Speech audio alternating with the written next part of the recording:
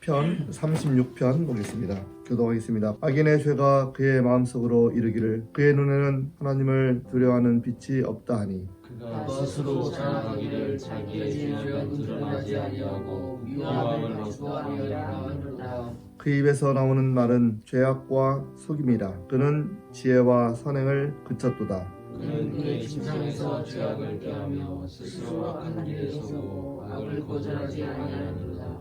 여호와여, 주의 인자심이 하늘에 있고 주의 진실하심이 공중에 사무쳤으며 주의 의는 하나님의 선지와 같고 주의 심판은 큰 바다와 같으니이다. 여호와여, 주는 사랑과 진심을 구하여 주시나이다. 하나님이여, 주의 인자심이 어찌 그리 보배로우신지요. 사람들이 주의 날개 그늘 아래 피하나이다. 그들이 주의 죄에 있는 살진 것으로 분석할 것이라. 주께서 주의 복락의 강물을 마시게 하시리이다. 진실로 생명의 원천이 주께 있사오니 주의 빛이 안에서 우리가 빛을 보리이다. 불순한 자들에게 주의 기하심을 계속 베푸시며 마음이 정직한 자에게 주의 공의를 베푸소서. 교만한 자의 발이 내게 이르지 못하게 하시며 악인들의 손이 나를 쫓아내지 못하게 하소서. 악을 행하는 자들이 거기서 넘어지니 떨어뜨려지고 다시 일어날 수 없으리이다. 아멘. 오늘 다윗의 시를 보았습니다. 오늘 특별히 36편 표제를 보면 여호와의 종 다윗의 시, 여호와의 종이라고 특별히 또 언급을 했습니다. 그 말처럼 특별히 다윗이 하나님 앞에 이 주종관계라는 것은 하나님의 인도와 또 하나님 앞에 굴복, 그것을 언급한 것입니다. 오늘 말씀을 읽어보면 크게 두 가지 눈이 있습니다. 사람들은 장애인이신 경우를 빼고는 다 눈을 갖고 있습니다. 물리적 눈은 둘이 있지만 영적인 눈은 또 사람마다 다 틀립니다. 오늘 큰 틀에서 두 종류의 눈이 있는데 하나는 악인의 눈이고 하나는 의인의 눈이라고 할 수 있습니다. 악인의 눈은 어떤가? 36절 악인 스스로가 이렇답니다.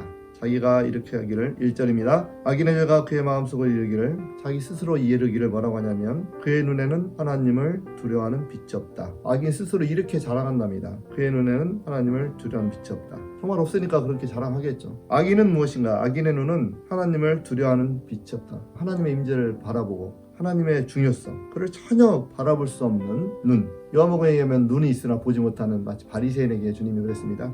너희가 본다고 하지만 보지 못하느니라. 그것처럼 악인에게는 물리적 현상만 바라보고 정말 하나님을 경외함이 없는 눈, 그런 눈을 가지고 있습니다. 그 눈이 출발점이 되어서 삶의 양식을 규정하는데 2절 보시면 스스로 자만의 삶의 양식, 사고의 방식을 갖고 있습니다. 2절 그가 스스로 자랑하기를 자기의 죄악은 드러나지 아니하고, 이 죄악이 안 드러날까라는 그 자만함, 자랑함. 우리가 또 다른 성경에 보면 죄가 드러나기 전까지 무지하게 교만한, 우리가 조그만한 것이 일이 있다면 해석을 보시면 드러날 때는 팍 기가 죽지만 그 전까지는 무지하게 교만한 그러한 삶의 양식을 갖고 있다. 그리고 그렇게 살아갑니다. 3절 입에서 나오는 말이 죄악과 속임이고 그리고 지혜와 선행이 없는 그런 삶을 살고 있습니다. 악인의 모습입니다. 그 출발점이 눈에서 시작된다면 전혀 여호와를 경외하는 눈, 그런 눈이 그분의 생각을 규정하고 또 삶을 규정하고 있습니다. 반면에 우리 의인, 우리 시편에는 의인, 악인으로 이렇게 이원론적으로 설명하지만 의인의 눈은 어떤가? 9절 말씀 보겠습니다. 진실로 생명의 원천이 주께 있사오니 주의 빛 안에서 우리가 빛을 보나이다 하면서 의인의 눈은 주님의 빛을 잡은 눈이라고 적어봤습니다. 의인의 눈은 무엇인가? 하나님을 경외하는 눈이다. 의인의 눈은 무엇인가? 하나님의 그 존재의 중요성을 깨닫고 그분을 경외하는 눈, 그분이 의인의 눈이고, 오늘 성경 말씀은 의인과 악인의 모습을 그렇게 비교합니다. 9절에 보면 진실로 생명의 원천이 주께 있사오니 주의 빛 안에서 우리가 빛을 보나이다. 의인의 눈은 우리 주님을 두려워하고 하나님의 존재의 중요성을 깨닫는다면 의인의 눈은 항상 이걸 바라보는 거죠. 생명의 원천이 거기서 나온다. 하나님에서 나온다. 항상 자신의 존재 이유와 그리고 자신의 생명의 원천과 근원이 하나님께 오음을 늘 바라보는 그 눈, 그 눈이 큰 차이를 만들고 삶의 양식을 변화시키는 것을 보게 됩니다. 이제 의인과 악인의 눈이 그렇다면 우리 하나님은 누구신가? 우리 하나님은 인자하시지만 반면에 의와 심판의 하나님이신 것입니다. 5절 6절을 보겠습니다. 우리 하나님은 여호와여, 주의 인자하심이 하늘에 있고 주의 진실하심이 공중에 사무쳤으며 주의 의는 하나님의 산들과 같고 주의 심판은 큰 바다와 같으니이다. 여호와여, 주는 사람과 짐승을 보하여 주시나이다. 이 말씀을 쭉 읽어보면 우리 하나님은 인자하심이 무궁하고 진실하심이 무궁합니다. 5절 그런 표현입니다. 6절 주님의 의는 산들과 같고 많지 둘러선 산들과 같고 주의 심판은 큰 바다와 같다. 하나님은 심판하는이시다. 결국 의인과 악인을 심판하시는 우리 하나님, 무한하게 인자하시지만 또 철저하게 심판하시는 하나님, 의인에게는 인자를 베푸시지만 악인에게는 하나님의 진노하심이 있는 그런 심판의 하나님을 다윗은 경험했고 또 그리고 이 시를 통해서 우리에게 알려주고 있습니다. 사랑하는 교우분들, 오늘도 우리가 하나님을 경외하는 그런 시각, 단지 눈만이 아니라 삶의 양식과 행동들 이렇게 가지시기를 주의 이름으로 축복드리겠습니다.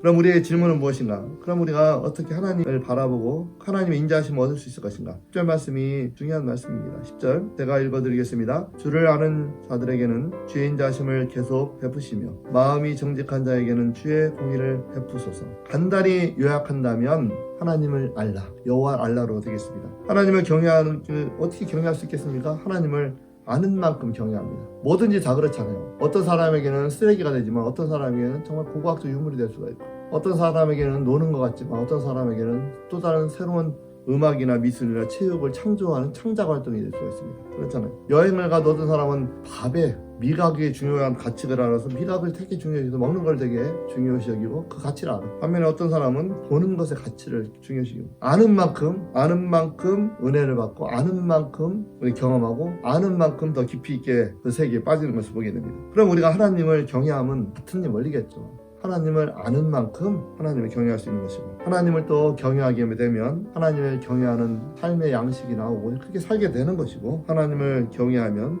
또 그 하나님의 빛을 반사하게 되는 것입니다. 그래서 19절에 진실로 생명 원천이 주께 있사오니 주의 빛이 우리 안에서 빛을 보나이다. 하나님을 경외하는 사람에게는 주의 빛 안에서 우리가 빛을 보나이다.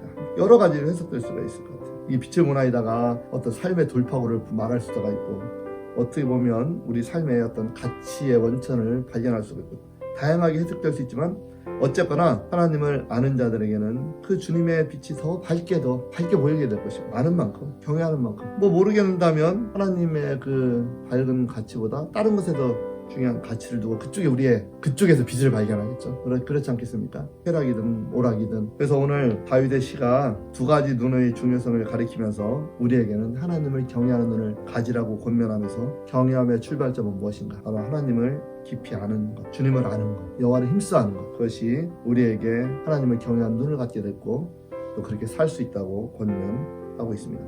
사랑하는 여러분들, 오늘도 우리 하나님을 힘써 아시고 또 하나님을 더 경외하고 또 그 경외하는 삶을 사시기를 주의 이름으로 축복드립니다.